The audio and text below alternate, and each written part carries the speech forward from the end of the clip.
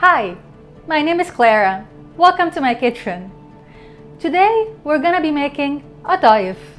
Atayef is a very popular Middle Eastern dessert, and I can't tell you how many people have requested this recipe over the past few weeks. So let me tell you the truth. Atayef are so easy to make, but they take so long to prepare. But I promise you, at the end, they're so delicious and so worth it.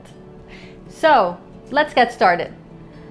First thing we're gonna do is get 2 cups of warm water. Then we're gonna add 1 teaspoon of instant yeast. Followed by that, we're gonna add 1 big tablespoon of sugar. Mix those very well. We're gonna add 1 cup of semolina and 1 cup of flour.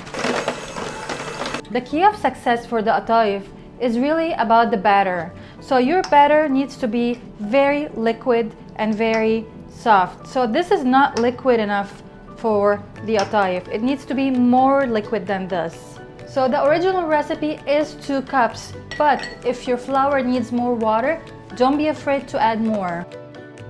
So now that we have the consistency we need for the batter to rise, I'm gonna wrap it really tight with a plastic wrap, and I'm also gonna cover it with a kitchen cloth.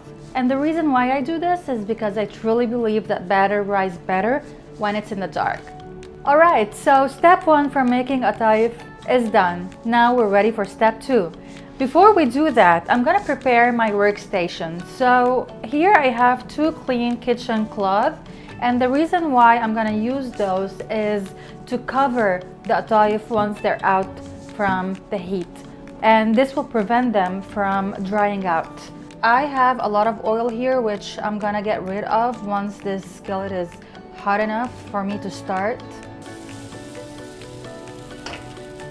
You wanna spread them as much as possible and try not to use a spatula, because a spatula will dry out the corners, and you don't wanna do that for our next step.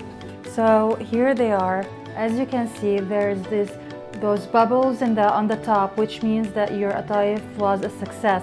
We're gonna make the sugar syrup, and to make a sugar syrup, we're gonna need 1 cup of water with 1 cup of sugar, and you're gonna leave them on the stove till they boil. Alright, so now that the syrup is being prepared, we're gonna start stuffing our Atayef. Now, the traditional way to stuff Egyptian, Middle Eastern Atayef is nuts and cream. Today we're gonna do cream, and I'm also gonna do Nutella, and I'm gonna do Lotus Biscoff cookie cream. So let's get started. This is the exciting part. Alright, so we're gonna start with the cream. You want just a little spoon in the middle of this here, and then you're gonna press with your fingers and make really sure that this is sealed. So here's a tip. When you are filling your Atayef, cover the ones that you haven't touched yet.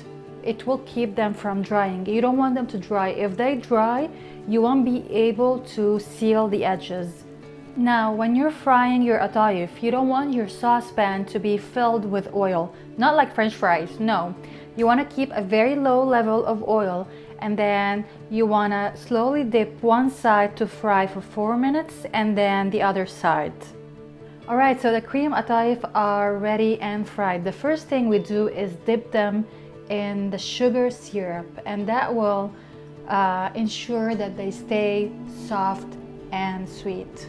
We're almost there, people, almost. So we fried the cream, we fried the banana, and we fried the empty cones, and now I'm gonna fill them with the cookie butter. This was a long process, I know, but I promise it's absolutely worth it.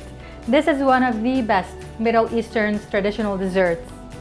I hope you enjoyed today's recipe, and I hope you share it with everyone you love. Ramadan Kareem!